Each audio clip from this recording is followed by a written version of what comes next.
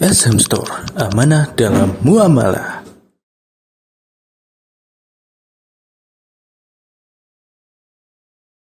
Bismillahirrahmanirrahim. Alhamdulillahirabbil alamin. Wassalatu wassalamu ala asyrafil anbiya'i wal mursalin Muhammadin wa ala alihi wa sahbihi ajma'in, amma ba'd. Para jemaah sekalian, kaum muslimin dan muslimat yang semoga dirahmati dan disayangi oleh Allah Subhanahu wa taala. Assalamualaikum warahmatullahi wabarakatuh. Alhamdulillah, segala puja dan puji kepada Allah.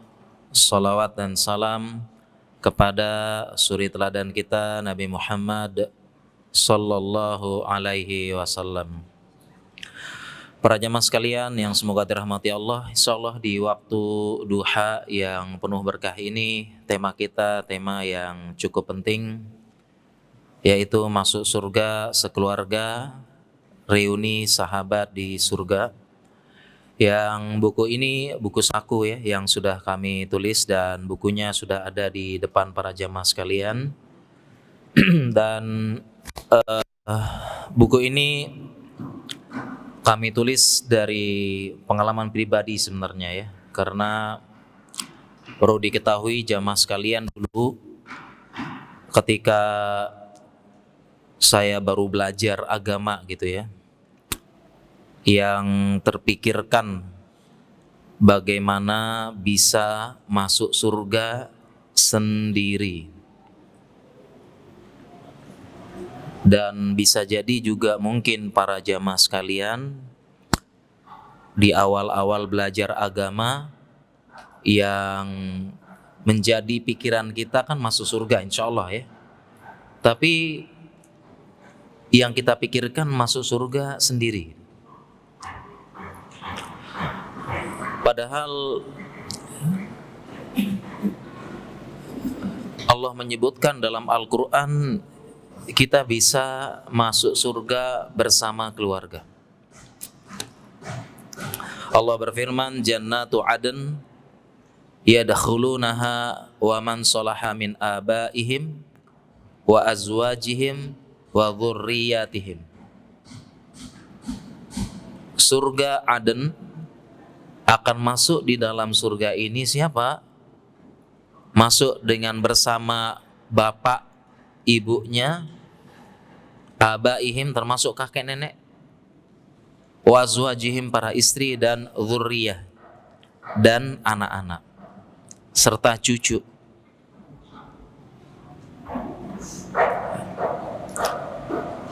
Kalau dulu kita mikirkan masuk surga ya, tapi mikirnya sendiri. Mulai saat ini setelah belajar, setelah ngaji, kita mengubah tujuan kita masuk surga jangan sendiri, tapi masuk surga bersama keluarga. Dan tidak cukup sampai di sini, Allah pun memberikan fasilitas kepada kita dan memberikan syafaat, kemampuan memberikan syafaat antar keluarga agar bisa berkumpul bersama di surga nanti. Jadi setelah kita belajar yang mungkin sebelumnya belum tahu, belum pernah terlintas, belum pernah terbetik sama sekali, atau belum pernah duduk bareng bersama keluarga, suami istri duduk bareng, bahas masuk surga bareng nanti. Atau kalau memang selama ini belum pernah, pulang kajian pernahlah bahas. Duduk bareng. Jadi sekali-sekali majelisnya itu suami istri, atau kalau sudah punya anak, sudah punya cucu, ada momen lebaran, ada momen apa, sekali-kali ngumpul, kita doa bersama semuanya. Kita masuk surga bareng-bareng. Atau yang paling gampang dan yang paling mudah suami istri. Mungkin berumah tangga 10 tahun. Berumah tangga 20 tahun. Atau berumah tangga 40-50 tahun. Tapi nggak pernah sekalipun ngobrol sama istri, bang, kita nanti masuk surga bareng-bareng. Nggak pernah. Nah, kalau belum pernah, alhamdulillah kita belajar sekarang pernah bahas. Yang belum pulang-pulang nanti pernah ngobrol bareng. Begitu juga dengan anak-anak. Yang punya anak-anak juga sama. Tanamkan ngobrol, duduk bareng. Dan sering digaungkan di rumah. Sering diungkit-ungkit, disebut sama anak-anak, kita nanti masuk surga bareng-bareng.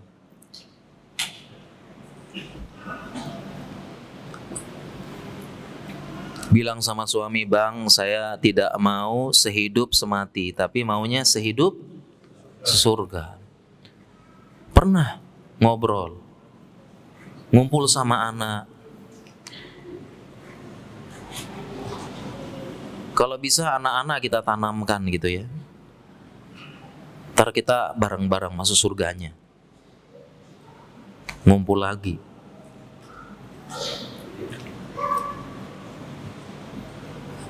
Saya pun juga setelah belajar itu juga sama. Sering saya gaungkan kepada anak-anak. Sering saya sebut-sebut. Biar tertanam. Kalau masuk surga itu bisa bareng-bareng. Tidak memikirkan sendiri saja. Dan nanti kita bahas Allah berikan fasilitas, yaitu memberikan kemampuan syafaat.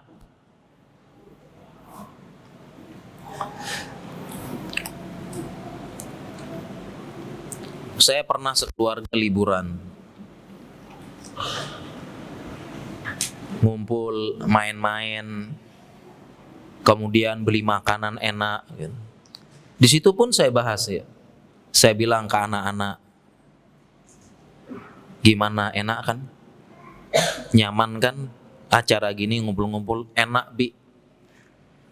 Saya bilang nanti di surga juga kita begini ya, ngumpul lagi, bareng-bareng.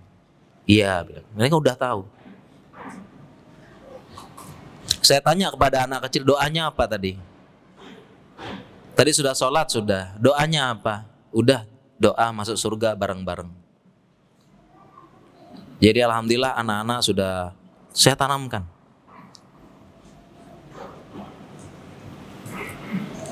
Tadi udah buka puasa, nah, buka puasa. Ayo doa dulu buka puasa, mustajab. Doanya apa? Anak-anak insya Allah sudah mulai paham. Salah satu doa yang disisipkan, masuk surga bareng ayah ibu. Dari anak-anak sudah kita tanamkan. Nah juga ya, saya liburan sekeluarga lagi di penginapan ya. Di situ ada tersedia macam-macam makanan. Milih-milih, anak-anak seneng tuh milih makan, milih ini, milih itu, milih ini, milih soto, milih macam-macam gitu. Saya ingatkan lagi, nanti di surga juga sama, makanan macam-macam bisa milih dan sebagainya. Dan insya Allah anak-anak sudah iya, ntar bareng-bareng. Nah, udah. Jadi sudah termindset. Sudah mereka nggak seperti kita dulu yang mikir surga gimana, wes saya aja yang masuk gitu ya. Ya jemaah ya. Saya kalau saya sih ngaku ya, dulu tuh kalau masuk surga tuh yang saya doa tuh sendiri doang gitu. Nggak pernah ada apa ya pengen masuk ya nanti masukkan aku sama ibu, masukkan sama ini, enggak. Padahal barang-barang Allah sebutkan. Masuk surga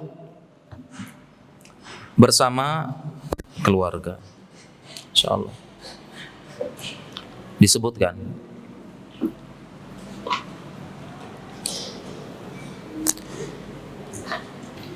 Itu dengan anak-anak, apalagi sama suami atau istri, jangan. Itu harus sering. Sering ya, sering disebut. Nanti kita masuk surga bareng, ngumpul lagi. Harus sering. Ya.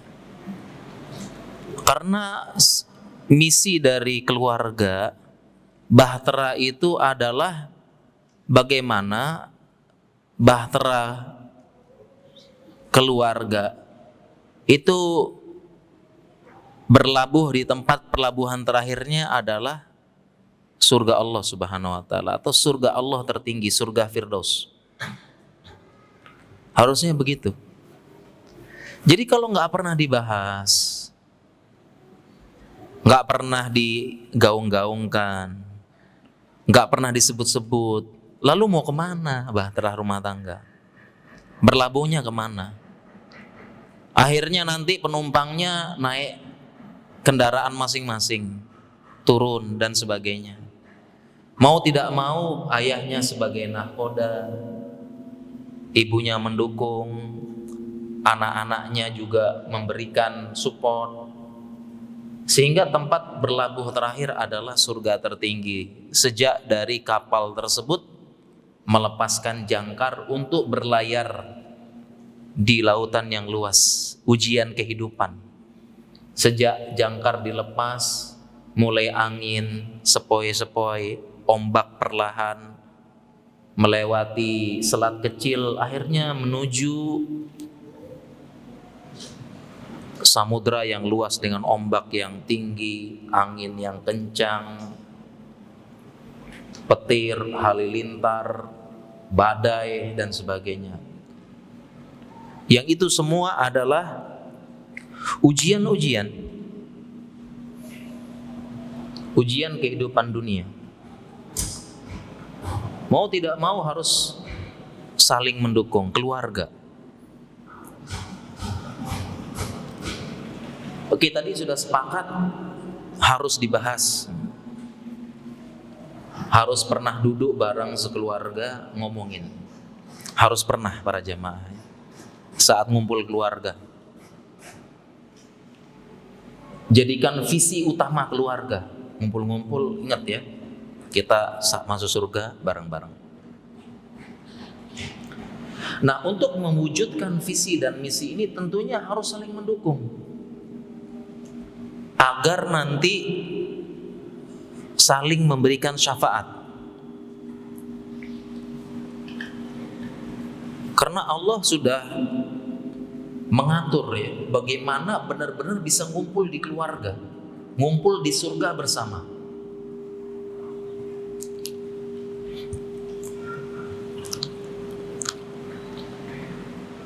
Suami istri akan berkumpul di surga bersama.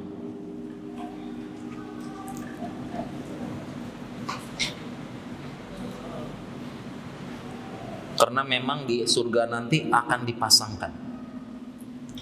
Jadi gambaran di surga, setiap orang akan mendapatkan istana sejauh mata memandang dengan pelayannya wildanun mukhalladun, anak-anak kecil. Jadi gambaran di surga demikian, yang masing-masing ada kerajaannya dan saling mengunjungi nanti.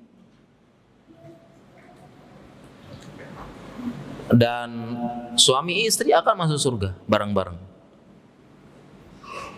saling mendukung, dipasangkan dalam surga tersebut, dalam istana tersebut.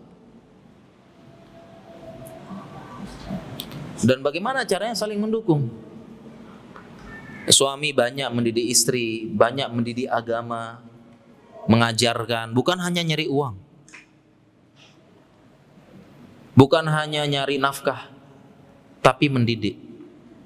Ini caranya supaya bisa suami istri bisa ngumpul di surga dari suami. Mendidik kewajiban suami. Dan justru ini yang paling berat para jemaah. Tugas suami yang paling berat tuh ini.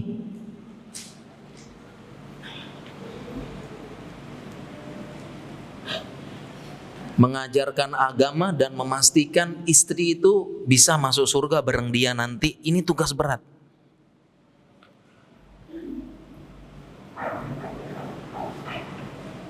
Oleh karena itu, saking beratnya tugas suami ini, maka suami mendapatkan hak yang besar. Kan kita kan sepakat ya, semakin besar kewajiban, haknya semakin besar. Ya tidak? Semakin berat tanggung jawab, semakin berat, semakin besar hak. Iya kan? Ini jawaban bagi yang bertanya-tanya, kenapa sih dalam hadis istri disuruh sujud sama suami kalau bisa? Karena Nabi SAW bersabda, "Lau kuntu amiron ahadan ayyasjuda li ahadin la amartul mar'ata an tasjuda li zaujiha."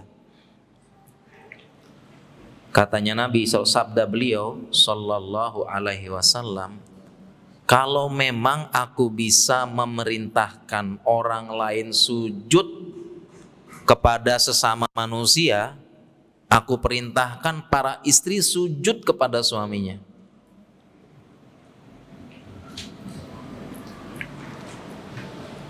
Dan syarah hadis, penjelasan hadis ini, karena besarnya hak suami, li'idhami haqqi zauj.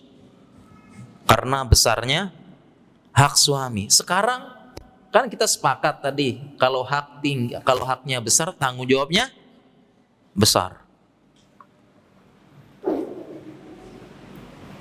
Dan juga jawaban bagi yang bertanya-tanya, buat apa kok harus patuh sama suami sebegitunya sampai harus sujud?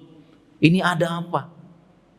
Mungkin sebagian juga bisa jadi perempuan ya yang baca hadisnya ini, ngapain sujud-sujud? Emang segitu gitu ya. Kenapa? Karena memang tugasnya suami sangat berat. Tapi yang berat itu bukan nyari uang, kerja, beli rumah, sediain mobil, bukan ini. Kalau ini banyak, non muslim juga banyak yang bisa seperti ini. Banyak, orang-orang yang tidak beragama juga banyak yang bisa seperti ini. Beliin rumah, nyari nafkah, nyari ini dan sebagainya. Tetapi yang berat itu adalah memastikan istrinya masuk surga sama dia bareng nanti. Butuh pendidikan, butuh kesabaran, butuh belajar, butuh menasehati bengkoknya dan sebagainya. Butuh memberikan keteladanan supaya istrinya patuh. Karena kalau istri pengen patuh manut, suami kasih teladan dong. Istri pengen qanaah, suami qanaah juga.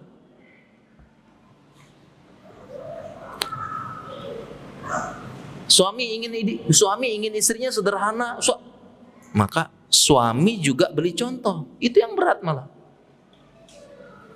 Kan banyak kita pengen istrinya qanaah, istrinya sederhana, nggak nuntut banyak. Suami beri teladan. Dia juga sederhana, nggak nuntut banyak, nggak banyak gaya. Berikan teladan dong. Jangan nanti suami HP-nya bagus, istri HP-nya jelek, Dek. Qanaah ya, nggak bisa. Qanaah, Dek, nggak bisa. Itu yang berat suami. Memastikan istrinya ikut masuk surga bareng dia nanti. Berat. Di akhirat dia aja belum tentu masuk, suaminya. Lah ini dia memastikan istri, karena tanggung jawab dia. Kenapa berat lagi? Karena memang tugas suami didik istri dan dipertanyakan oleh Allah, ditanya nanti. Makanya sampai hak suami besar, istri disuruh sujud itu ini. Kenapa? Karena kalau suami melakukan dosa maksiat, istri nggak ditanya, nggak disidang sama Allah. Tapi ketika istri melakukan maksiat, dosa, istrinya nggak pakai jilbab, istrinya mungkin kebanyakan gibah, istrinya begini, suami dapat tambahan sidang khusus di depan Allah Subhanahu wa Ta'ala, ditanya di sidang khusus. Bukan artinya, nah ini juga perlu meluruskan ya. Jadi bukan maksudnya menanggung dosa, enggak ya. Jadi memang ada yang bilang suami menanggung dosa istri. Ini tidak benar ya, karena wala taziru waziratu wizra ukhra. Seseorang enggak ada menanggung dosa, apalagi nembus dosa orang lain, enggak ada. Tanggung jawab masing-masing. Tetapi maksudnya ar-rijalu qawwamuna 'alan nisa itu maksudnya adalah suami tanggung jawab pemimpin. Kan kalau ada misalnya rumah sakit, ada kasus apa, kasus ini yang dipanggil siapa coba ini panggil? Ada kejadian ini di rumah sakit, ada kejadian ini di perusahaan, yang dipanggil siapa? Pegawainya? Siapa? Direkturnya yang dipanggil. Yang dipanggil siapa? Pimpinannya dipanggil. Yang tanggung jawab. Makanya gaji pimpinan, gaji direktur gede kan? Iya, ada apa-apa dia yang ditanya. Iya kan? Kemarin ada kasus apa gitu ya, ada ini kasus lomba apa, terus kemudian ada yang meninggal, yang dipenjara ketua panitianya, dituntut. Siapa yang dituntut? Padahal kesalahan belum tentu ketua panitianya, ya kan? Saya baca berita kemarin tuh. Ada lomba apa, kemudian pesertanya ada yang meninggal. Iya, nah itu beritanya, saya kurang ya. Yang dituntut penjara siapa? Ketua panitianya. Padahal belum tentu dia yang salah kan ya. Yang salah bisa jadi bawahannya, sama suami juga sama. Itu maksud pemimpin. Jadi makna pemimpin bukan hanya semata-mata jadi pemimpin. Yang berat itu adalah tanggung jawab dia di depan Allah. Di sidang, ma minkum min ahadin illa sayukallimuhu rabbuhu laisa bainahu wa bainahu turjuman. Tidaklah di antara kalian ini pasti akan diajak bicara alias disidang oleh Allah, dan tidak ada di antara engkau dan Allah penterjemah. Jadi yang berat itu. Bahkan beberapa orang alim, kalau memang gitu ya, kalau memang di hari kiamat saya tidak ditanya sama Allah tentang istri saya mau melepaskan beberapa hak-hak saya di dunia. Artinya istri nggak perlu ngelayanin, istri setengah melayanin, istri nggak perlu patuh-patuh. Yang penting di akhirat saya tidak ditanya sama Allah. Saya mau katanya. Orang yang tahu bagaimana keadaannya hari kiamat, ngerinya, disidang sama Allah, ditanya, disidang depan seluruh makhluk. Ini kita persidangan biasa aja udah ini. Jangankan persidangan, mau ujian lisan aja keringet dingin, mules. Apalagi sidang. Jadi istri saya nggak apa-apa deh, nggak usah terlalu ngelayanin, nggak usah terlalu patuh. Yang penting di hari kiamat saya nggak ditanya apa yang diperlakukan istri saya. Nama-nama sidang aja mau. Dan saya pun kalau gitu kan mau. Saya mau. Yang penting nggak usah nambah sidang deh. Berat kalau di sidang, berat ntar. Di sidang sama Allah. Tapi konsekuensi itu begitu, nikahin anak orang begitu. Makanya akad itu disebut mitsaqun ghalidha wa akhadna minkum mitsaqun ghalidha. Dan kami ambil mitsaq, perjanjian yang ghalidh, yang berat. Kenapa? Ini para jamaah ya, para bapak-bapak, para suami. Itu jangan anggap remeh sekedar salaman ya, walaupun sebenarnya nggak harus salaman ya. Indonesia aja salaman sebenarnya cukup, ngomong udah sah ya. Cuma urf kita kan salaman ya. Itu jangan menganggap remeh akad nikah. Itu mitsaqun ghalidha. Perjanjian berat itu. Mengubah nanti kehidupan di akhirat. Kenapa? Setelah kita perjanjian dengan bapaknya, akad ya, saya terima nikahnya, begitu selesai ucapan itu, sejak detik itu pun berganti tanggung jawab dan kepemimpinan ke kita. Sebelumnya yang ditanya bapaknya, sejak perjanjian tersebut Ada apa-apa sama istri, misalnya habis akad istri mungkin nonton Korea atau gimana gitu ya. Nah itu yang ditanya suaminya, yang disidang. Jadi sejak detik dari akad qabil tu nikah, saya terima nikahnya, selesai. Sejak saat mulai detik itu yang disidang sama Allah siapa? Suaminya. Itu mulai detik disidang, ditanya, sudah kamu nasihati istrimu? Sudah kamu ini, istrimu ini kebanyakan nonton film Korea, kamu udah nasihatin belum? Udah kamu ini, ditanya di sidang sama Allah. Istrimu nggak pakai jilbab, kamu udah kasih tahu belum? Udah nasihatin. Kamu udah ajarin belum tauhid dasar? Udah fasilitasi ngaji nggak? Ajak ngaji nggak? Udah nggak? Ditanya sama Allah, nambah-nambah sidang. Jadi jangan main-main, misakon golil, makanya berat itu akad itu. Detik itu diganti kita. Ini berat makanya nih, nambah-nambah sidang. Siapa mau coba nambah-nambah sidang? Ini tugasnya suami. Berat makanya, Masya Allah. Nah, ini butuh support, saling support antara keluarga. Jadi apapun yang dilakukan istri kita, nanti kita di sidang tetap ditanya tindak tanduknya itu. Istri kita, udahkah mengajarkan, sudah menasehati, sudah melarang, sudah ini belum? Ditanya. Kita aja di sidangnya aja udah capek.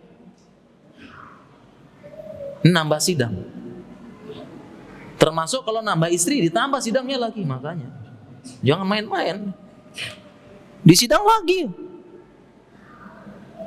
Nambah persidangan.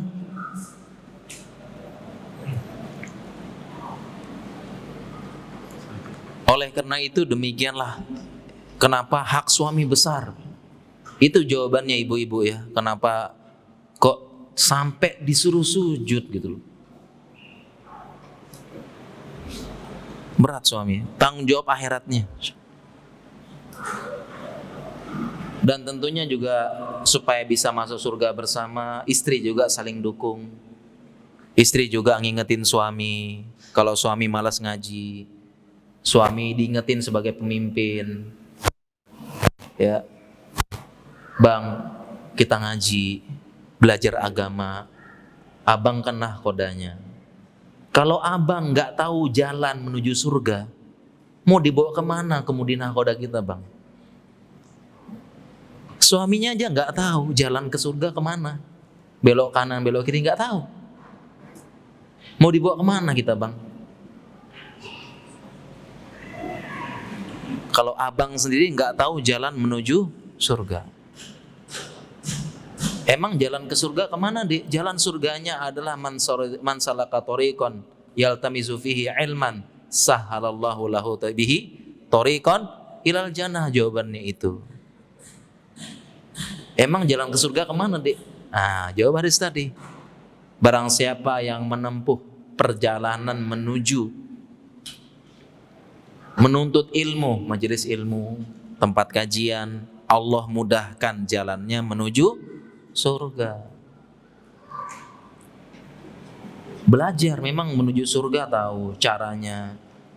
Dan kalau kita nggak ngaji seperti ini, jangan-jangan sampai kita wafat kita mikirnya masuk surga dewe-dewe aja kalau gitu. Nggak pernah terlintas barang-barang, nggak pernah ngomong sama anak, nggak pernah begini. Nak, doanya apa, Nak? Kalau bisa udah tahu mereka. Udah, Bi, doa masuk surga bareng-bareng. Nah, gitu dong anak-anak kita. Jangan-jangan nggak pernah. Makanya belajar tut ilmu. Kalau lagi seneng-seneng, saya pun sering ngingetin. Seneng kan? Ntar di surga juga seneng. Kayak kita ngumpul-ngumpul gini juga di surga. Bareng-bareng ngumpul gini, makan-makan, ngumpul lagi. Jangan lupa doa ya. Gitu. Saling mendukung. Demikian juga dengan para istri. Dukung suami. Kalau dia memang hal yang ma'ruf, hal yang baik, itu ikutin suami. Selama suami itu bertanggung jawab, belajar agama, berusaha, itu berusaha patuh dan berusaha mencari ridho suami. Salah satu hadisnya ayyuma imra'atin matat wa zaujuha anha radin dakhalatil jannah. Ya, istri manapun yang dia wafat kemudian suaminya dalam keadaan ridho, masuk surga. Berusaha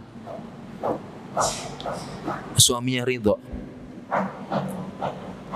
dia sudah jadi istri yang baik, dia sudah berusaha merawat, sudah mendidik anak, sudah menjaga anak saya, sudah berusaha mensupport saya sebagai istri,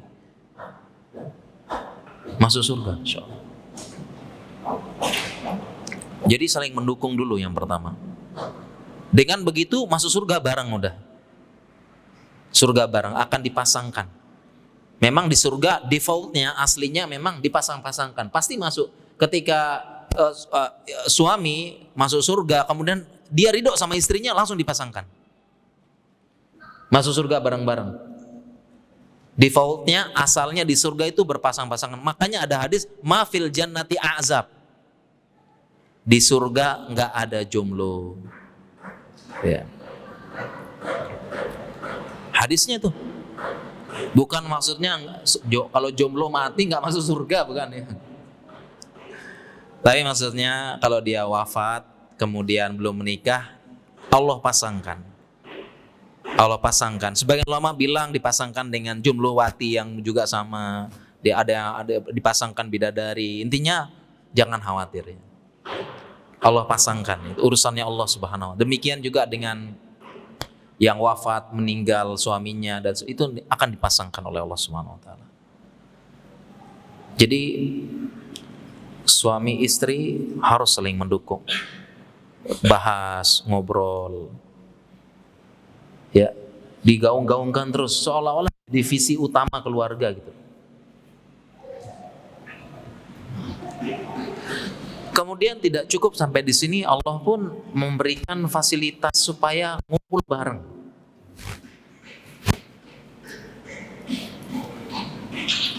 Dimana kalau yang seperti kita ketahui, anak bisa memberikan syafaat kepada orang tuanya.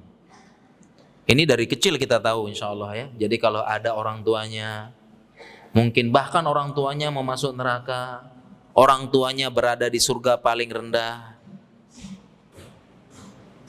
kemudian karena syafaat dan doa serta istighfar anaknya, orang tuanya naik dan berkumpul di surga yang sama. Karena dalam hadis disebutkan surga ada 100 tingkat. Surga ada 100 tingkat dalam hadis. Tingkat-tingkat. Dan supaya ngumpul di surga nanti, Allah berikan fasilitas tadi, suami istri dikumpulkan bareng. Kemudian anak bisa memberikan syafaat. Bahasa kita dulu kan menarik. Orang tua hampir masuk neraka, orang tuanya di surga paling rendah, dinaikkan bareng dengan surga anak. Supaya apa? Karena rahmannya Allah, rahimnya Allah, supaya ngumpul bareng di surga. Ngumpul di surga yang sama. Itu memang Allah berikan fasilitas seperti itu.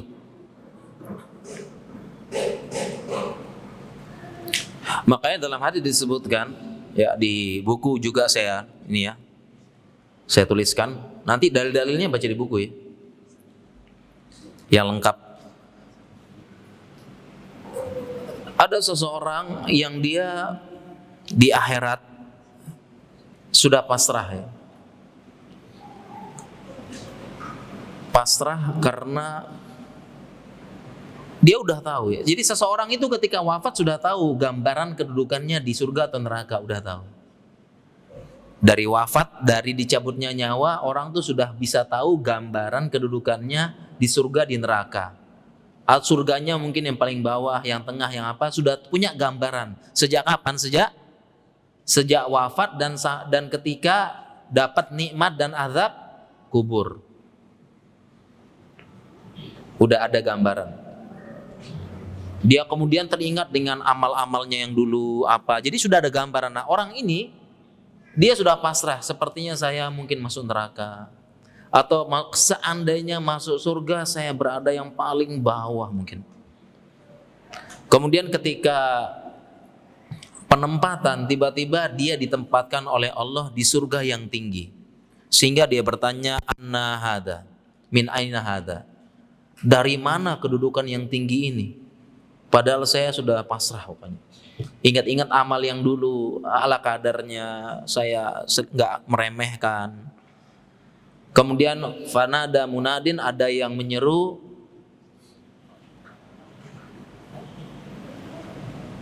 bistighfari waladikalak. Ini semua karena istighfar anakmu. Sehingga dinaikkan dia. Jadi Allah benar-benar fasilitasi bagaimana ngumpul di surga yang sama.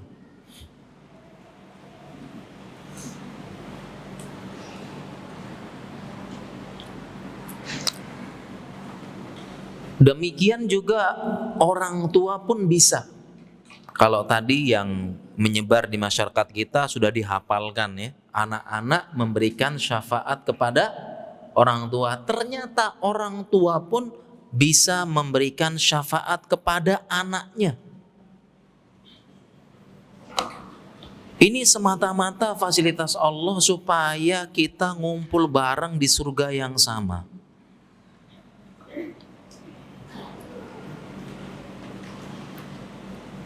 Allah berfirman dalam Al-Quran, walladzina amanu wattaba'athum dzurriyyatuhum biimanin alhaqna bihim dzurriyyatahum. Allah berfirman, dan orang-orang yang beriman kemudian keimanannya diikuti oleh anak cucunya. Anak cucunya juga beriman, muslim, mukmin, beramal soleh. Alhaqna bihim dzurriyyatahum, kami susulkan anak cucu mereka. Sehingga orang tua juga sama. Ketika orang tua qadarullah dapat surga tertinggi, anaknya di bawah, bisa beri syafaat narik anaknya sampai di surga yang sama untuk ngumpul.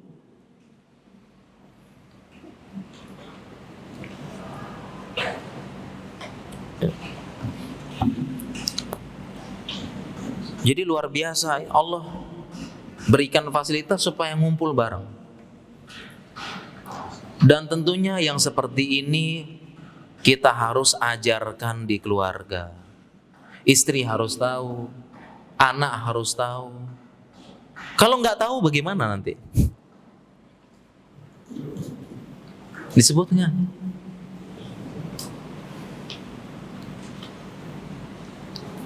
Diajarkan yang dasar-dasar seperti ini ke anak-anak. Bisa, insya Allah. Ngumpul bareng, Allah fasilitasi.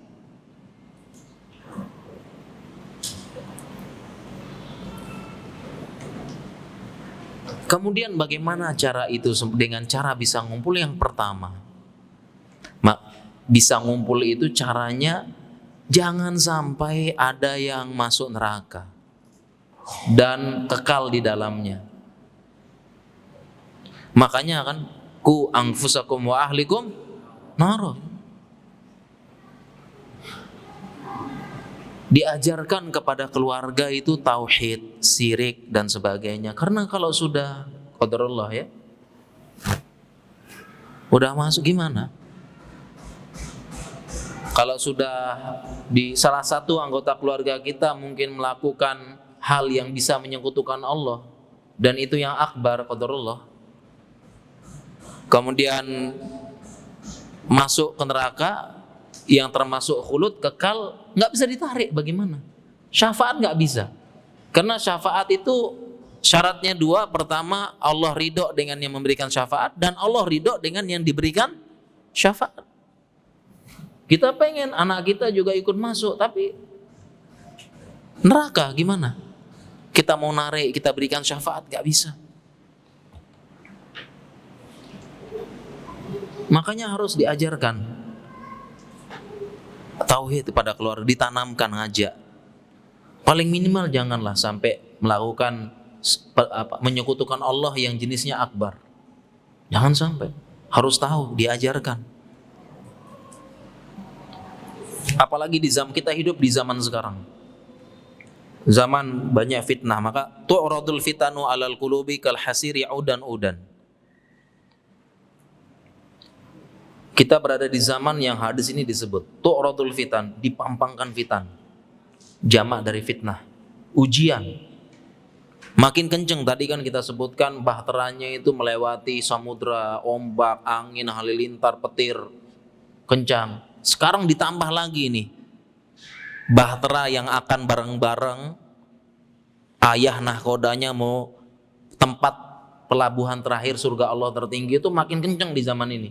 Dengan hadis ini tu'radul fitan, fitnah makin besar, dipampangkan jelas-jelas.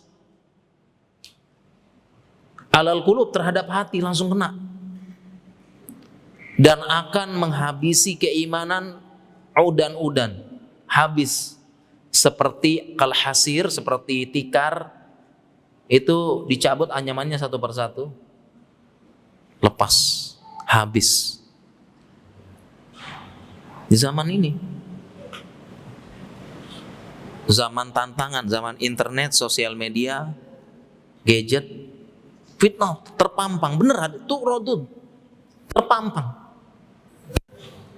Mau suami ada ujiannya di sosmed, di HP. Mau istri ada ujiannya. Mau anak-anak ada. Anak muda apalagi kena semua ujian. Itu kalau keluarga nggak saling nasihati, nggak saling nguatkan, nggak saling ini, bisa. Nanti yang dikhawatirkan bahtera karam sebelum berlabuh di tempat pelabuhan terakhir. Zaman sekarang, insyaallah.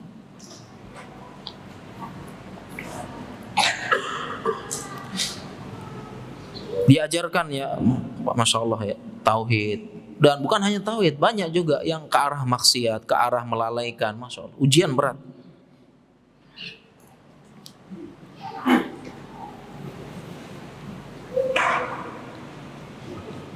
Berat ya, insya Allah. Jangan sampai ujian. Jangan sampai bapak masih suka pergi ke dukun-dukun. Ibu masih punya lagi masak, cicak jatuh. Telepon bapak, pak, hati-hati pak, sial ntar pak. Kakaknya suka baca ramalan bintang, ramalan ini. Adiknya suka nonton film dengan genre sihir-sihir. Nah, itu tugas kita bareng-bareng saling ngingetin. Minimal ada saling peringatan. Karena yang ditanya sama Allah sudah belum diingatkan.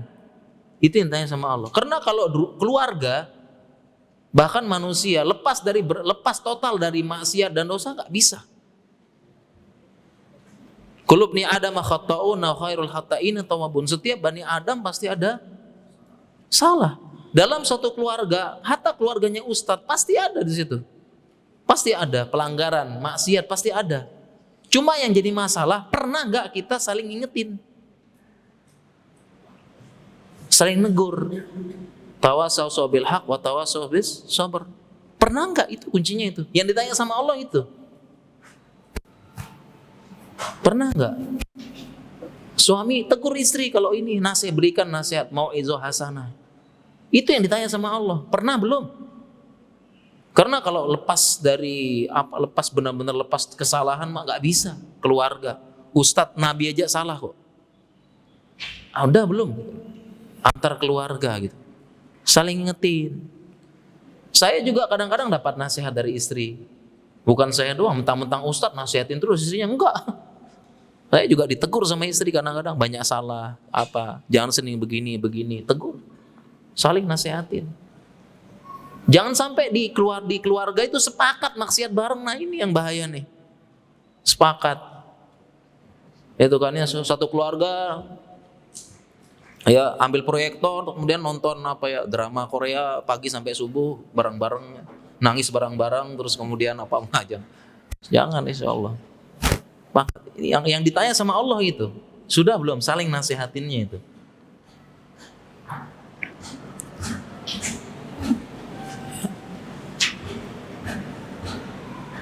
Anak-anak apalagi sedang nonton, kita periksa, kita ingetin.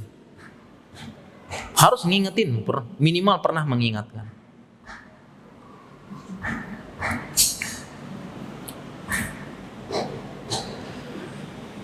Jadi para jamaah sekalian yang dirahmati Allah Subhanahu wa taala, mulai sekarang kita mengubah konsep visi misi keluarga. Setelah ini pernah bahas, pernah menyebut-nyebut. Dari sekarang kita elus anak-anak ya. Nanti bareng masuk surga ya nak gitu. Dielus. Kita bareng nanti ya gitu. Sering digaungkan terus kepada anak-anak masuk surga. Para jamaah sekalian yang dirahmati Allah Subhanahu wa taala,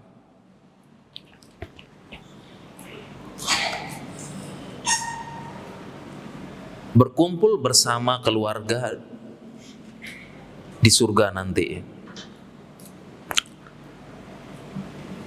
selain menjadi visi misi yang utama dan terus dibahas, ingetin, itu juga salah satu kenikmatan terbesar di surga.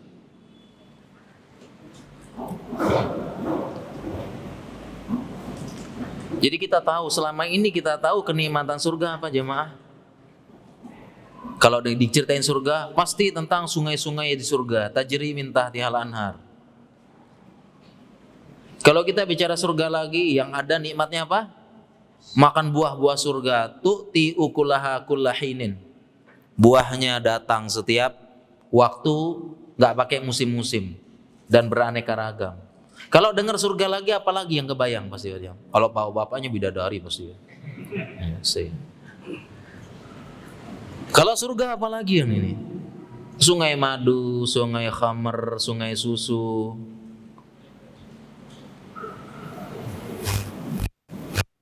Tapi para jamaah sekalian rahmati Allah Subhanahu wa taala, ternyata di surga itu penjelasan ulama ada dua kenikmatan. Pertama kenikmatan fisik, yang kedua kenikmatan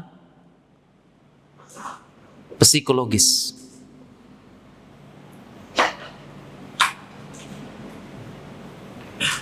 Mungkin yang selama ini kita tahu adalah kenikmatan fisik selama ini ya.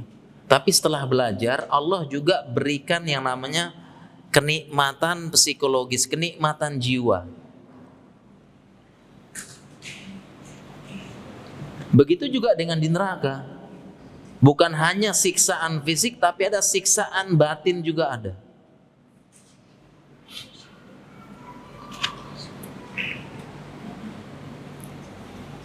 Nah, salah satu kenikmatan paling besar di surga nanti, kenikmatan batin adalah berkumpul bersama keluarga. Itu kenikmatan batin.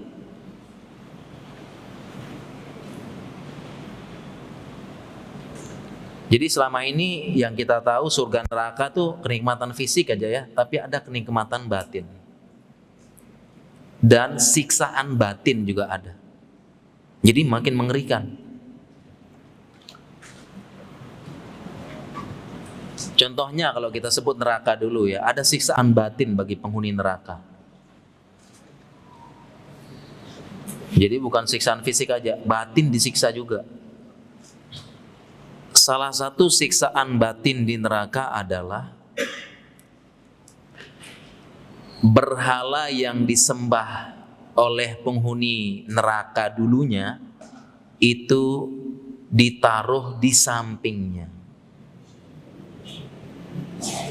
Jadi kalau ada yang nyembah batu, nyembah patung, nyembah apa, itu oleh Allah dan penjaga neraka ditaruh di sampingnya ketika dia disiksa.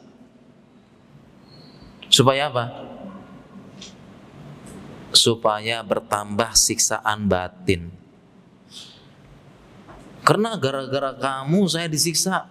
Dulu saya nyembah-nyembah sama kamu, minta tolong sama kamu, kasih sesajen, kasih ini, kasih buah, kasih apa. Sekarang yang disembah nggak bisa apa-apa.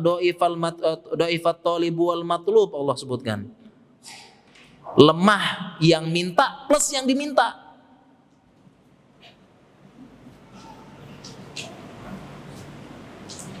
ditaruh di sampingnya batu, pohon apa, sehingga dia disiksa sebelahnya tuh. Yang selama ini dia memohon, bergantung hatinya, berikan rezeki, selamatkan, di sebelahnya nggak bisa ngapa-ngapain.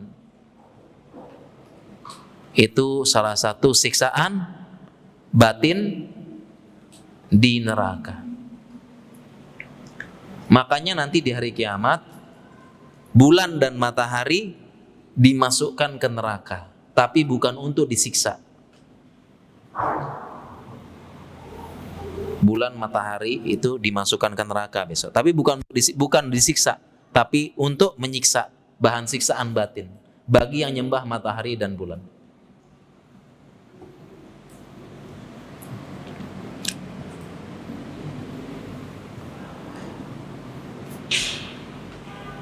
Salah satu kenikmatan batin atau siksaan batin adalah siksaan batin lagi nih. Penduduk surga dan penduduk neraka bisa saling melihat, bahkan bisa saling berbicara.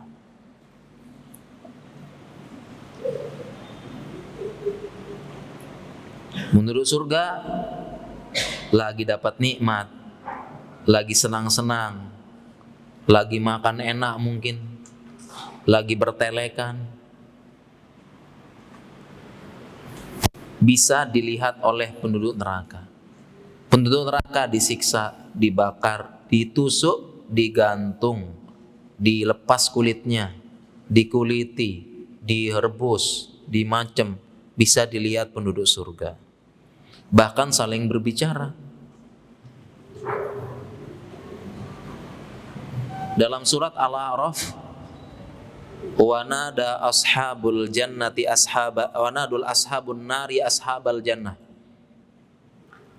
Penduduk neraka berbicara kepada penduduk surga. An afidu alaina minal ma. Wahai penduduk surga, tolong afidu alaina minal ma. Tolong dituangkan air sedikit aja ke sini. Kasih kita. Kata penduduk neraka, ngomong penduduk surga.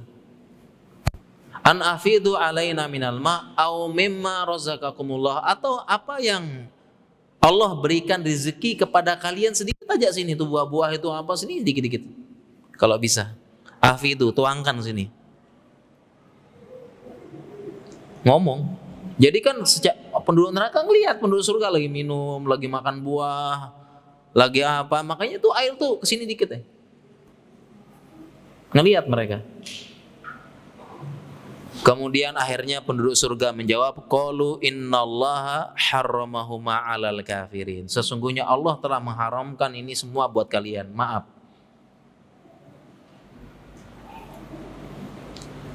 Jadi ini siksaan batin. Disiksa, di apa, terus lihat orang kok enak di atas, ya Allah, akhirnya menyesal kenapa dulu makin ini ya, siksaan batin banyak ya. Kapan-kapan kita bahas yang ini ya. Dan penduduk surga pun makin bersyukur, ya Allah, alhamdulillah ya Allah, untung dulu ngaji, untung dulu ini, kalau enggak kayak begitu ya Allah. Yang para akhwat berjilbab, alhamdulillah dulu nggak ikut-ikutan ngetren jilbab macam-macam, nggak ikut begini jilbab gaul, nggak ikutan. Ya banyak yang cadar tapi selfie itu, ya Allah, untung nggak ikut-ikutan. Alhamdulillah. Kalau nggak ya kayak gitu-gitu tuh ntar tuh. Lihat langsung tuh itu kayak gitu disiksa. Alhamdulillah ya Allah. Dulu ngaji, dulu apa. Itu nikmat batin. Saya sampai membayangin ya, pernah baca berita saya. Pernah baca berita, ya dulu ada berita pesawat jatuh ya. Pesawat jatuh, kemudian kita doakan ya yang meninggal mudah-mudahan mendapatkan pahala mati syahid ya. Jatuh. Terus ada penumpang ini, dia tidak ikut naik pesawat, kenapa? Ketinggalan pesawat, kejebak macet. Ya ini kayaknya di berita banyak ya. di berita. Jadi dia tuh kejebak macet, akhirnya ketinggalan pesawat. Qadarullah pesawat yang dia ketinggalan tuh. Insyaallah. Ya. Bisa dibayangkan bagaimana orang tersebut? Ya, dia bersyukur sama Allah. Bahagia ya. Bahagia pasti dia bersyukur. Diberikan nyawa kedua katanya begitu ya. Wawancaranya. Masih diberikan kesempatan hidup saya sama Allah. Mungkin saya perlu perbaiki diri, perlu berbenah. Nah, demi ini masih bisa berbenah di surga. Lihat di bawah, insyaallah. Tuh, insyaallah, alhamdulillah, dulu ngaji, dulu sabar ngaji, dulu begini. Itu sekeluarga dihukum karena sepakat bermaksiat bareng. Nggak ada saling nggak ada nasihat, nggak ada apa, nggak ada ini tuh. Dilihat di bawah, bikin kita makin bersyukur.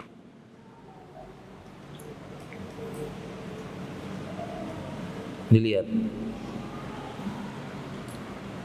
Dengan berbagai macam itu kalau begini, kalau begini hukumannya ini kelihatan, dilihat, saling lihat, ngomong bahkan. Namanya kenikmatan batin. Ini mungkin banyak yang kita belum tahu. Di surga neraka ada kenikmatan batin dan siksaan batin. Dan salah satu kenikmatan batin di keluarga adalah berkumpul bersama keluarga. Ini kenikmatan batin.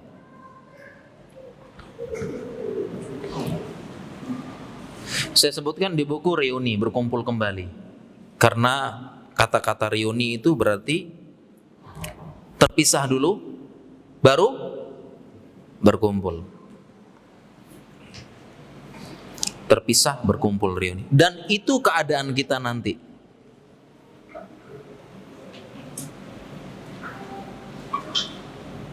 Berkumpul keluarga di surga pertama kali itu nikmat batin yang tidak bisa tergambarkan. Sekarang saya kasih bayangan para jamaah ya.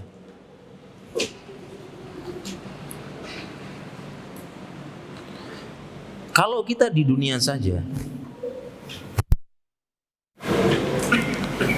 berpisah dengan saudara, berpisah dengan teman-teman, teman SD, teman SMP, ada teman kuliah, teman seperjuangan kuliah dulu, teman bareng pergi. Karena zaman dulu, zaman belum ada HP, ataupun ada HP takut nelpon. Bahkan bukan hanya takut ditelepon, takut menerima SMS lu. Karena apa namanya? Kena roaming. Zaman dulu ya. Ditelepon aja takut, angkat nggak ya? Karena zaman dulu apa? Kalau kita nerima telepon kena pulsa juga ya. Zaman dulu kena roaming namanya. Makanya, ada yang nelpon nih. Penting nggak nih? Oh, nggak usah deh. Kena pulsa juga namanya lu ya. Takut. Zaman dulu itu kalau kita merantau, kita kuliah, kita apa, itu teman-teman itu adalah keluarga, sahabat. Teman perjuangan dulu. Kenangan-kenangan indah banyak bersama mereka ya. Kemudian setelah 10 tahun nggak ketemu, setelah 12 tahun, 20 tahun, ketika bertemu gimana? Bahagia insyaallah ya. Itu kebahagiaan batin.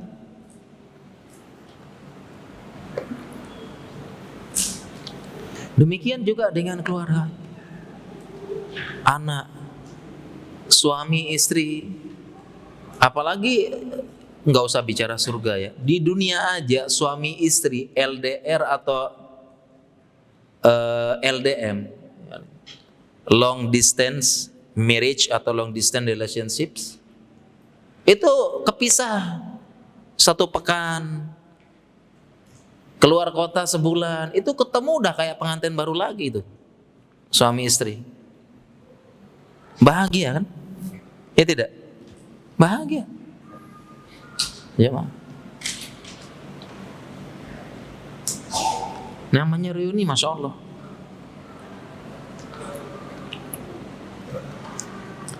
Kemudian semakin lama berpisah, kebahagiaannya semakin tinggi tidak? Semakin besar ya. Jadi semakin lama berpisah, kebahagiaan semakin besar. Itu baru gambaran di dunia.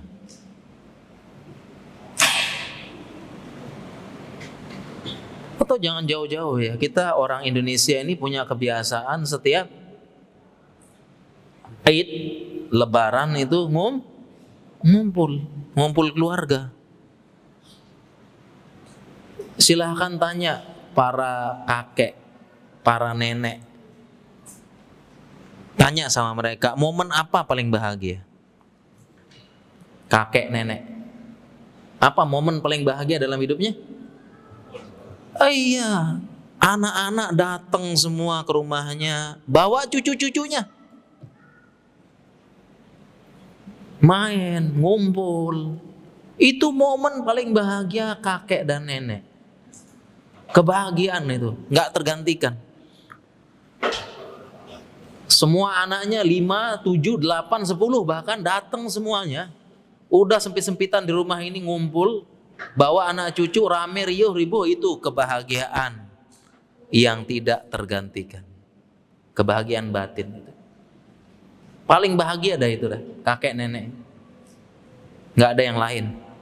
Mereka nggak minta uang, nggak minta apa, nggak minta diajak jalan-jalan, dibelikan makanan hits, boba, es krim apa, enggak. Minta uang, beliin kakek beliin mobil terbaru, beliin, enggak, bukan itu mereka. Atau minta jalan-jalan naik gunung, jalan-jalan mah nggak kuat, udah kaki osteoartritis lutut ya udah nggak kuat. Apa yang paling bahagia mereka? Ngumpul sekeluarga, ngumpul semua anak-anak, ngumpul sama dia, rame rumah senang. Itu momen paling bahagia mereka.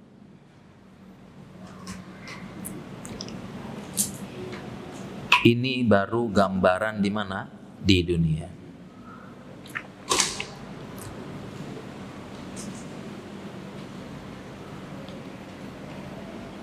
Terlebih ya, kalau kita berkumpul kembali dengan teman-teman seperjuangan dulu yang pernah menangis darah, pernah berjuang bersama, pernah ini. Artinya teman ini teman berjuang bareng dulu ya. Teman sama-sama susah, nanggung susah senang. Ya, sohib ketemu teman. Itu ketika reuni semakin bertambah kebahagiaan. Jadi kita pertama, yang bikin kita bahagia setelah reuni, pertama ketemu dengan sahabat. Yang kedua sahabatnya sahabat yang teman berjuang. Teman yang dulu sama-sama susah. Yang ketiga semakin lama perpisahan semakin bahagia. Jadi yang namanya reuni, 3 faktor ini yang bikin makbur bahagia. Nah, kurang lebih keadaan kita ketika di surga pun demikian sama. Yang pertama perpisahan yang panjang. Tadi semakin lama berpisah semakin bahagia ketika berjumpa ya. Kira-kira berapa lama perpisahan kita dengan istri dan anak serta teman-teman setelah kematian? Berapa lama perpisahannya?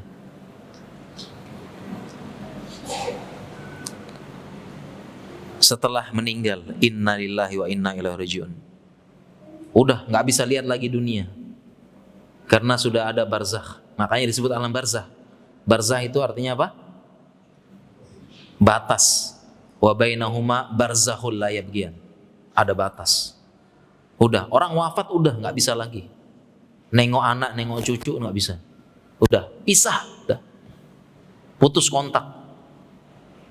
Udah sendiri dikubur. Berapa lama kita bisa ketemu lagi dengan anak istri? Berapa lama jemaah? Kalau kita hitung, yang pertama kita hitung dulu dari meninggal sampai kiamat. Berapa lama nunggu kiamat kita? Sendiri, nggak ketemu siapa-siapa. Misah dengan anak istri. Berapa lama nunggu kiamat? Sebagai gambaran Rasulullah SAW bersabda, Boistu ana wasaah, saya dengan kiamat. Boistu, saya diutus dengan kiamat seperti ini, katanya Nabi. Seperti ini. Kita punya tiga ruas ya, 1, 2, 3. Ini 3 ruas ya. Nah, katanya Nabi, Boistu, saya diutus, keadaan sudah di sini. Jadi beliau diutus tuh umurnya dunia sudah 2/3. Dari sejak Nabi Adam turun sampai beliau diutus sudah berjalan 2/3 umur dunia ini. Nah, sejak beliau diutus tinggal 1/3 lagi sampai kiamat. Kira-kira berapa lama ya? Kurang lebih gambarannya seperti itu. Kita sama Nabi Isa 600 tahun. Sama Nabi Musa ada yang bilang 200.000 tahun. Sekian. Belum Nabi Ibrahim, belum Nuh, belum ini dan sebagainya. Allah alam ya. Itu kita nunggu kiamat segitu lamanya. Dikubur sendiri. Nggak kontak dengan siapapun. Nggak bisa miss call, video call apalagi. Bisa. Berpisah sama anak istri. Lama ya? Nggak tahu. Mungkin ribuan atau puluhan ribu tahun, Allah alam. Nunggu ya. Udah berpisah. Itu baru nunggu kiamat. Belum nanti kiamat dibangkitkan. Ada padang mahsyar. Di mana di saat itu dimulai dihitung ka'alfi sanatin mimma ta'udun. Sebagaimana 1000 tahun yang kalian hitung dari hari-hari kalian. 1 hari 1000 tahun. Padang mahsyar. Kemudian pembagian catatan. Kemudian hisab. Persidangan. Minta syafaat. Kejadian di Haud. Melewati Sirat. Sampai di Sirat ada kontoroh namanya. Proses-proses yang lama.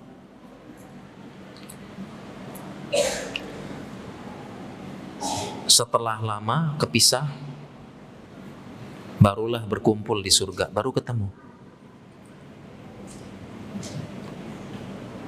Kira-kira kalau perpisahannya seperti itu, bahagia enggak nanti ketika berkumpul pertama kali?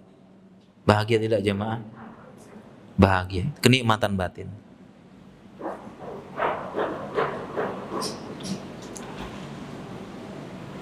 Ya, kenikmatan, Masya Allah itu. Di dunia aja yang suami istri LDR cuma sebulan, pas kumpul kayak pengantin baru kok. Bahagia, seneng. Apalagi yang nanti ketemunya di surga dengan segala fasilitasnya. Kemudian para jamaah sekalian, ini mungkin yang terakhir ya, biar kita tanya jawab. Karena kalau bahas buku nih nggak habis-habis nih. Bahas bukunya ya. Baru awal-awal dibahas tuh. Kemudian pertanyaannya sekarang, kalau kita reuni, ngumpul-ngumpul, itu ngapain para jamaah? Kalau sudah ngumpul, reuni, itu ngapain? Kita ngapain ya? Iya, soheh, benar semua. Cerita. Ceritanya apa? Ceritanya apa kalau reuni itu? Cerita cerita film terbaru, cerita apa terbaru? Hah? Cerita flashback ke belakang. Kalau reuni SMP pasti cerita tentang kejadian SMP. Reuni kuliah cerita tentang kejadian kuliah.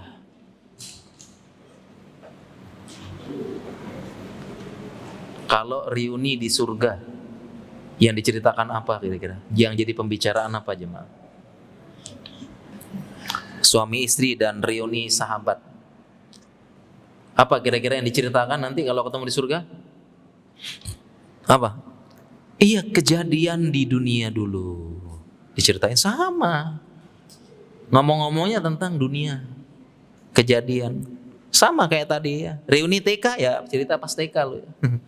Kamu main lato-lato benjol lah gitu. Misalnya begitu ya. Sama kan? Sama juga nanti di dunia juga, di akhirat nanti reuninya suami istri sama anak, para sahabat kalau ngumpul, ngobrolnya tentang di dunia dulu. Ngobrolnya. Dan itu kembali nih kenikmatan batin. Itu pas reuni itu kenikmatan batin gak jemaah? Ada SMA gitu ya, teman-teman SMA ngumpul cerita-cerita. Kenikmatan batin gak? Pasti ketawa, bahagia. Walaupun yang diceritakan kenangan buruk. Oh dulu kita satu kelas dihukum guru, dijewer kabeh semuanya gitu ya. Dihukum satu kelas, dijemur gitu-gitu. Itu cerita sambil ketawa-ketawa atau sedih? Hah? Padahal ceritanya dijewer satu kelas. Dijemur satu kelas. Ya, ada yang nangis, ada yang apa. Itu sambil ceritanya sambil ketawa atau sambil sedih tuh? Sambil ketawa. Sama juga penduduk surga, keluarga, sahabat, itu mengenang dunia itu senang, kenikmatan batin.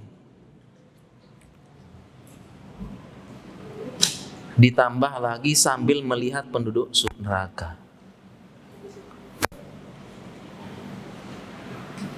Makanya nanti sahabat ya, ketemu sahabat, dia akan syukron, jazakallahu khairan ahi, kamu yang ngajak saya ngaji kemarin, kamu yang begini dan sebagainya. Kalau bukan kamu yang ngajak ngaji dulu apa tuh mungkin saya kayak itu tuh lihat tuh. Demikian juga mungkin para akhwat, syukron ukhti, jazakillah khairan dulu ukhti yang ngirim WhatsApp ke saya, motivasi supaya berjilbab, kasih hadiah saya jilbab, motivasi supaya nutup aurat, sering diingatin, jazakallah khairan. Mungkin dia syukur, dia senang, dia terima kasih, dia ini itu kebahagiaan. Kalau enggak begitu syukron, kalau enggak ya kayak seperti itu tuh, enggak pakai jilbab, disiksa kayak begitu. Syukronnya senang dia. Dia terima kasih sama sahabatnya. Dan juga sama juga yang jadi pembicaraan juga masalah di dunia. Dulu kita misalnya contohnya sesama takmir masjid, sesama panitia kajian, sesama ini dulu ngobrol dulu, alhamdulillah masya Allah dulu kita bangun masjid bareng, walaupun sempat begini kita buat panitia bareng, kita ngundang begini, ada yang ini, ada tantangan, ada yang diusir, ada yang diapa, itu jadi pembahasan nikmat. Ngobrol-ngobrol di surga itu kenikmatan batin. Dan kita lihat masya Allah ini akhirnya kita bangun masjid di dunia ini, dapat masjid ini masya Allah, senang.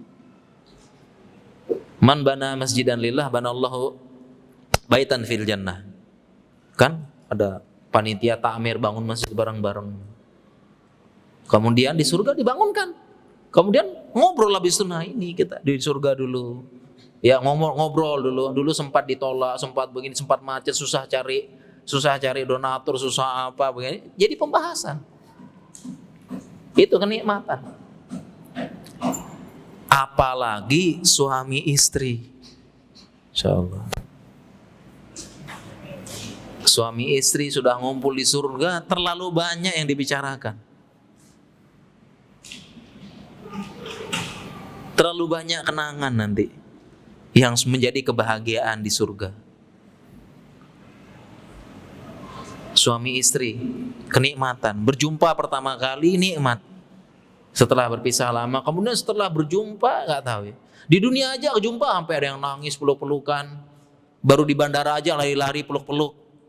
Itu baru di bandara ya. Apalagi di surga ketemu nanti. Terus belum ketemu di dunia aja ngobrol, bang tahu nggak itu tetangga sebelah udah punya mobil baru loh bang, ngobrol gitu ya. Ngobrol macam-macam ya, banyak yang pengen diobrolkan gitu ya. Setelah reuni, apalagi di surga nanti masya Allah kenikmatan batin. Dulu suami istri saling menasehati, ngaji bareng, didik anak bareng, ada yang nakal, ada yang gini cari solusi. Pokoknya sudah terlalu banyak asam garam kehidupan, terpaan, ujian, macam cari uang bareng, bangun rumah bareng, sempat makan asam garam, sempat begini begitu banyak loh. Di balik itu semua mereka tetap istiqomah bersama di atas agama. Dari semua berbagai macam ujian-ujian berat, fitnah-fitnah dan sebagainya, ini berdua suami istri tetap semangat, tetap di atas agama, nggak ikut-ikutan. Jadi pembahasan nanti di surga. Dan panjang kisahnya. Itu yang paling banyak nanti obrolannya di surga. Dan jadi kebahagiaan.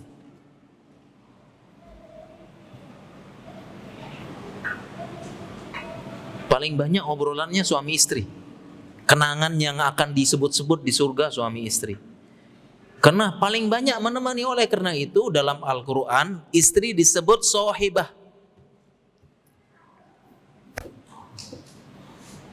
Jadi dalam Al-Quran istri disebut sohibah.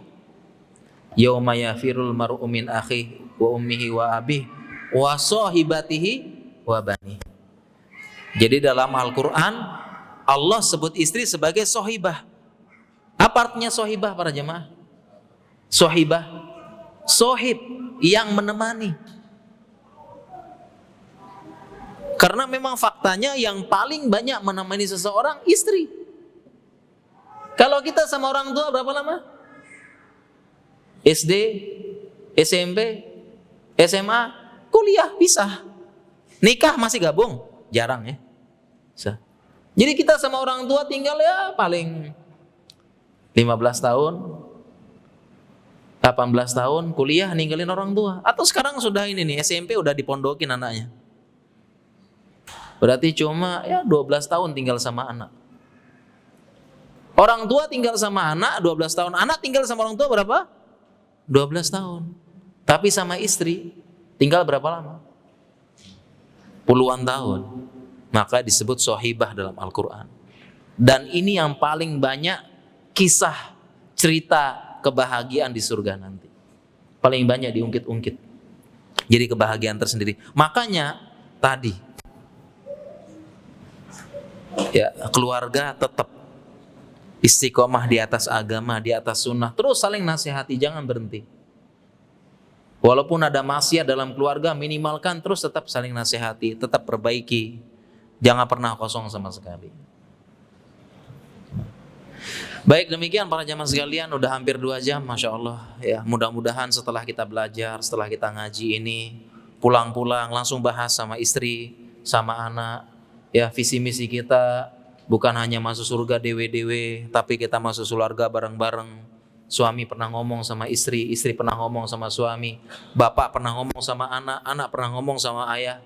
Kita masuk surga bareng-bareng. Dan juga tidak lupa kita mengusahakan ya bagaimana mewujudkan bersama supaya bisa masuk surga bareng-bareng, saling memberikan syafaat. Dan semoga kita semua yang di sini berserta kaum muslimin masuk surga bersama keluarga dan bisa reuni sahabat di surga. Demikian materi yang saya sampaikan, dan mungkin kalau ada pertanyaan saya persilahkan. Tafadhal.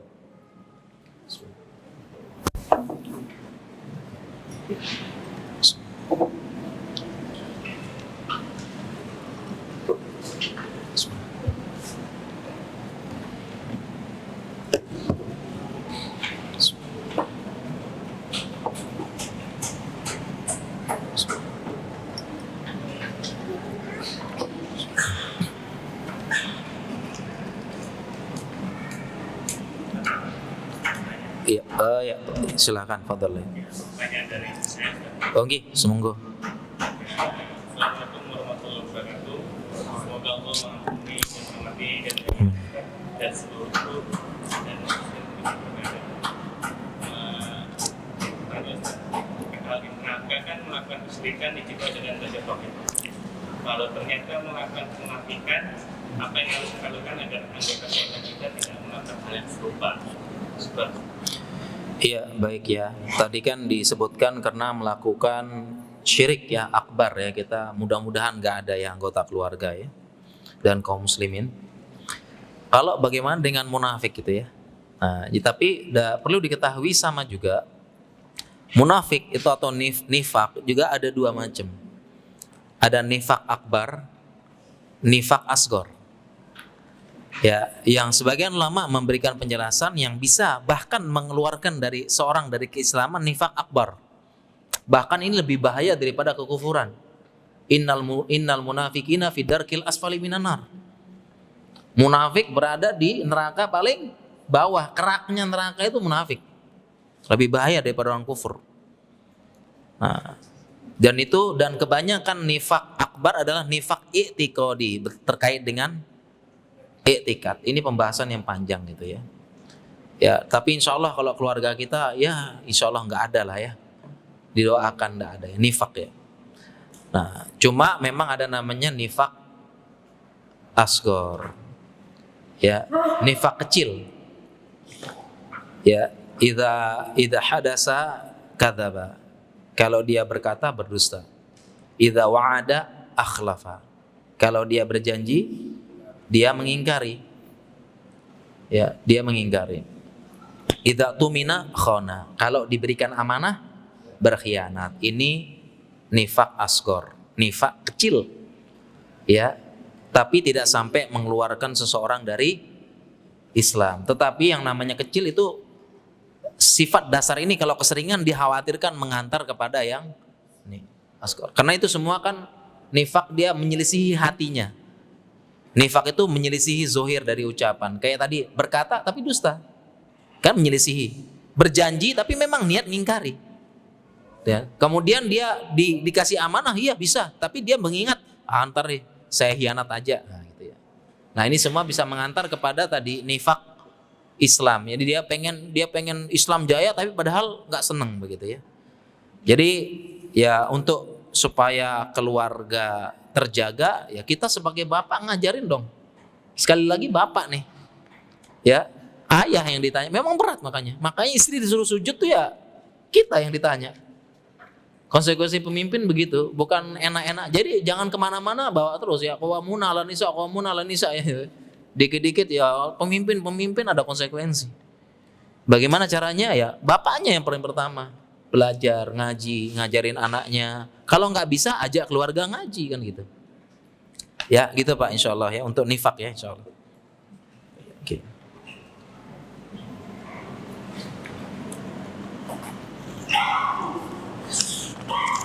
Ya.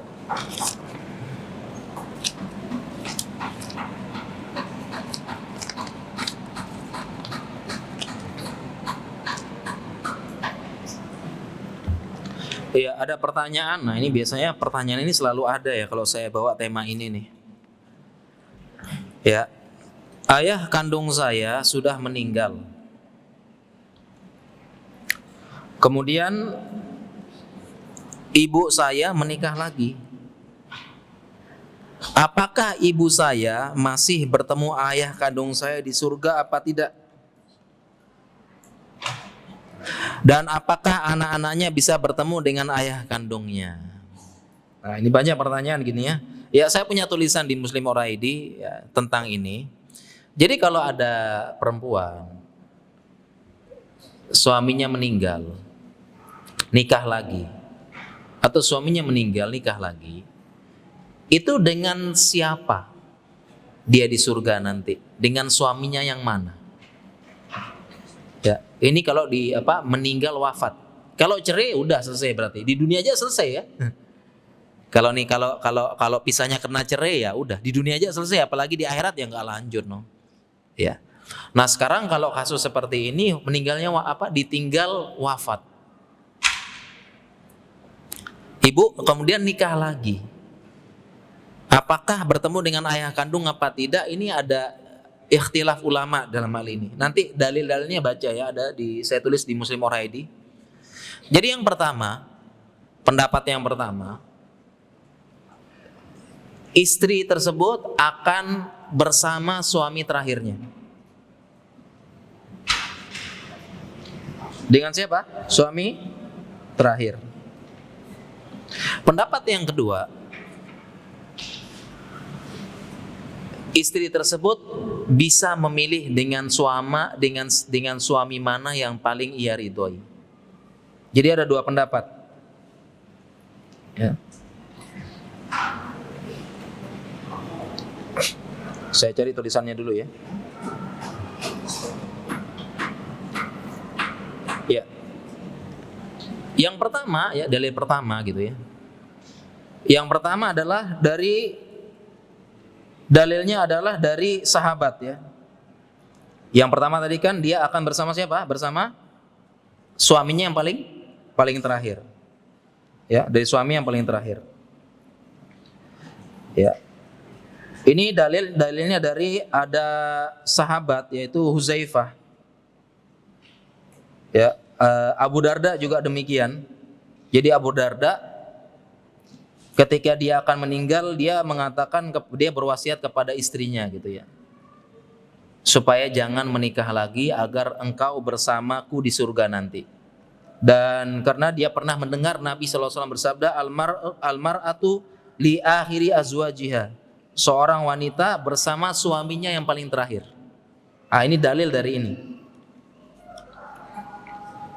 Dalil bagi yang mengatakan istri itu bersama siapa? Suami terakhir. Demikian juga sahabat Huzaifah, dia pernah bilang sama istrinya juga setelah menikah, setelah aku wafat engkau jangan nikah lagi agar bisa bersanding bersamaku. Ya. Beliau berdalil sebagaimana istri-istri Nabi nggak boleh nikah lagi setelah Nabi wafat. Seperti itu ya.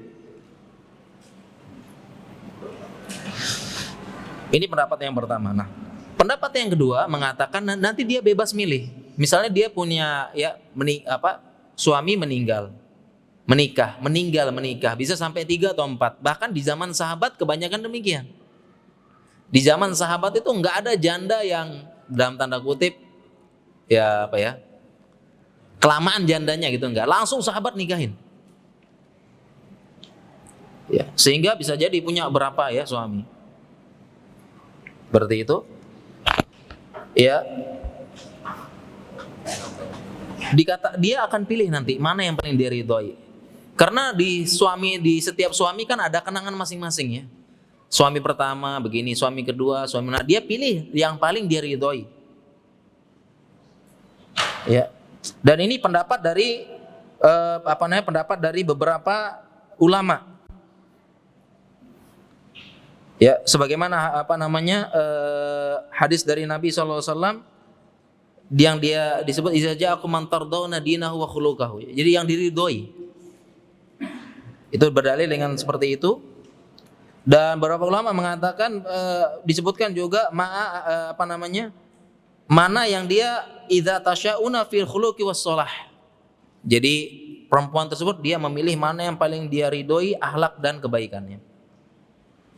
Seperti itu. Nah, para ulama dan sampai saat ini saya belum menemukan yang rojih. Nanti tanya Ustadz. Tapi yang paling penting dalam tulisan ini saya tulis di surga sudah tidak ada cemburu. Dan tidak ada hasad. Wa naza'na min sudurihim min gilin. Allah bilang di kontoroh nanti Allah cabut hasad, dengki, iri, cemburu dicabut. Penduduk surga enggak ada. Termasuk istri-istri nanti. Misalnya qadarullah suaminya dapat bidadari mungkin. Cemburu enggak ada. Dicabut sama Allah. Demikian juga pertanyaan ada pertanyaan Ustadz. Nanti kalau istri saya meninggal, kalau saya meninggal, istri saya nikah lagi, saya kan bayang-bayangnya nanti di surga ketemu sama istri gitu kan ya. Tapi betapa hancurnya saya pas di surga ketemu dia bersama laki-laki yang lain, Ustaz. Gimana?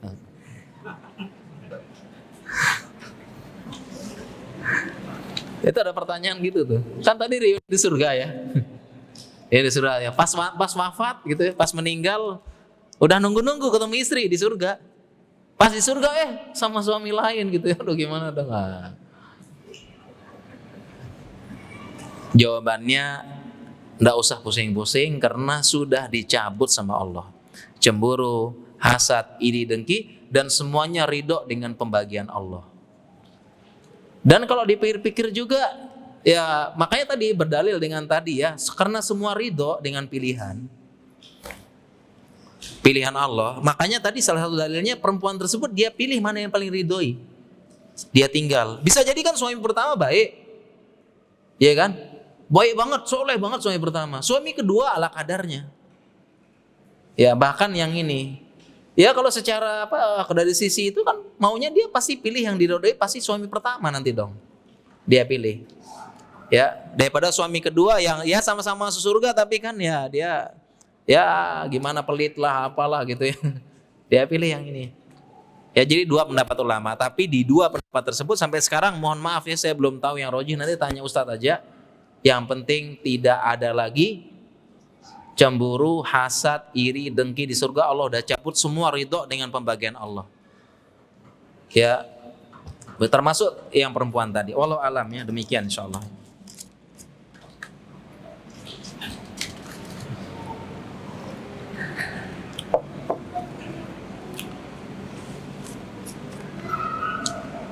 Jika ada suami yang zolim kepada istrinya di surga akan berkumpul lagi, padahal di dunia saja istrinya tidak tahan dengan kezoliman suami. Secara syariah istri sudah memenuhi syarat-syarat khulu, tapi istri bertahan dan bersabar dan berharap pahala dari kesabarannya. Ya, apakah intinya pertanyaannya apakah ketemu sama suami zolim ini gitu ya? Di surga ya. Ya, karena dia nggak mau khulu, berarti statusnya tetap suami istri. Apakah berjumpa di surga lagi apa enggak? Berjumpa di surga lagi? Jawabannya aslinya demikian. Pokoknya di surga selama dia di dunia suami istri, di surga juga suami istri. Itu bahasanya defaultnya atau aslinya. Bagaimana kalau suami yang zolim? Jangan-jangan nanti istrinya masuk surga, suaminya neraka. Kan gak ketemu jadi malahnya kan? Gak ketemu. Berarti ada yang menghalangi default atau aslinya. Yaitu salah satunya di neraka. Karena menzolimi istri, gak ngasih makan, gak ngasih ini, dosa besar banget dosanya nih. Besar dosanya nih. Ya, menzolimi istri, melanggar akad misakon golido tadi itu dosa besar. Jangan-jangan karena begini neraka duluan, nggak jadi reuni dia. Atau walaizubillah, siapa tahu kekal ataupun dia lama di neraka nanti khuludnya lama. Ya. Jadi demikian ya, pokoknya hukum asalnya ngumpul di surga ya. Seperti itu. Ya, lalu bagaimana nanti akhirnya ketemu suami zolim? Ya sudah ridho, saling-saling ridho. Mungkin dia memang zolim tapi sudah dibalas di neraka, udah disiksa, udah apa gitu kan. Kemudian istrinya ngelihat, aduh kasihan juga ya, gimana pun juga dia suami saya gitu. Disiksa, udah Allah cukup. Biasanya kan istri kan begitu ya. Ya udah cukup disiksa, udah ridho dah. Ya udah. Ya.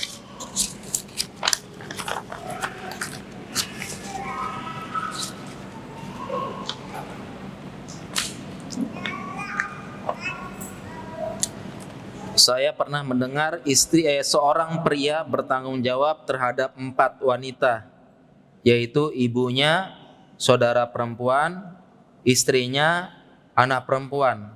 Apakah hal tersebut termasuk dalam hadis? Sejauh apa tanggung jawab tersebut? Ya, jadi kita ada namanya tanggung jawab di akhirat, ya, yang disidang sama Allah. Kemudian yang kedua ada tanggung jawab nafkah. Kalau seperti ini tidak benar secara mutlak.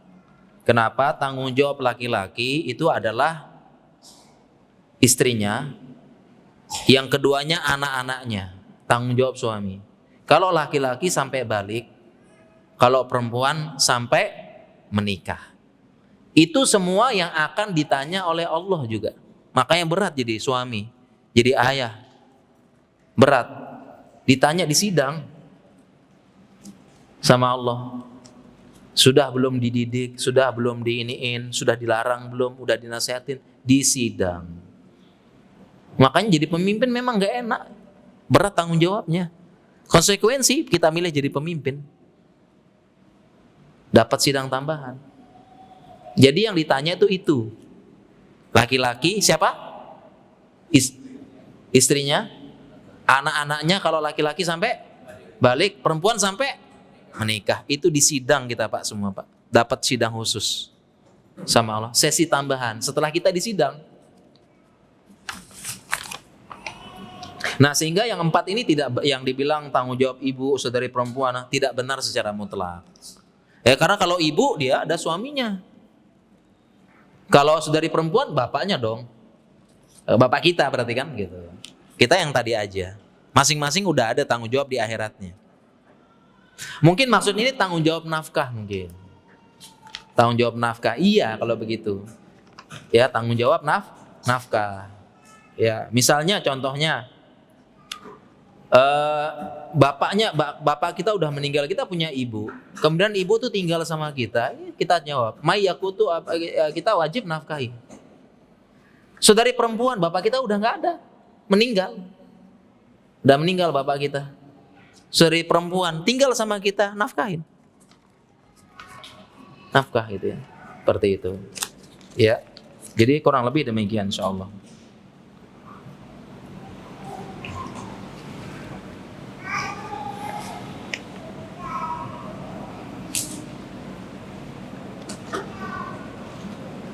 Ya, saya pernah mendengar kisah seorang imam saat istrinya meninggal di pagi hari, sore hari dia menikah dengan wanita lain. Ya, ketika ditanya alasannya, dia tidak mau mati menghadap Allah dalam keadaan sendiri tidak menikah. Bukankah beliau sudah menikah? Apa kelebihan saat menghadap Allah dalam keadaan menikah padahal sidangnya semakin berat? Insyaallah ya. Nah, ini yang katanya orang laki-laki tuh kayak begini nih. Belum kering kubur istri udah pengen nikah. Gitu ya. Tapi memang laki-laki beda ya, para akhwat, beda sama perempuan, beda. Ya. Itu maksudnya apa? Itu maksudnya supaya dia terhindar dari fitnah. Ya, jadi dia daripada fitnah mending nikah, dan boleh karena laki-laki enggak ada masa iddah. Laki-laki enggak ada, perempuan ada. Dan itu semua ada hikmahnya. Jadi maksudnya itu dia untuk menghindari fitnah. Daripada fitnah mending nikah cepat. Ya, menikah cepat. Ya.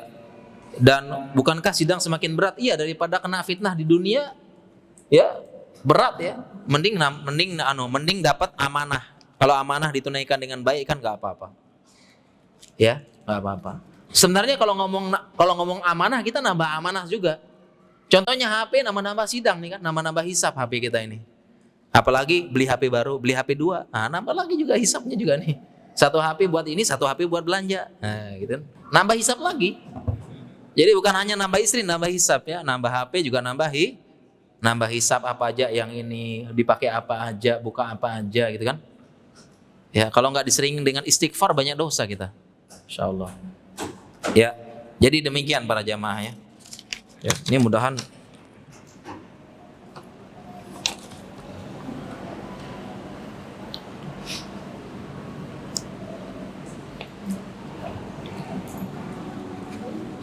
iya, mungkin saya cukupkan ya pertanyaannya yang sesuai tema aja ya. Baik para jamaah sekalian, udah jam 11 lebih ternyata ya. Kita cukup sampai di sini. Subhanakallahumma bihamdika asyhadu alla ilaha illa anta astaghfiruka wa atubu ilaik. Assalamualaikum warahmatullahi wabarakatuh.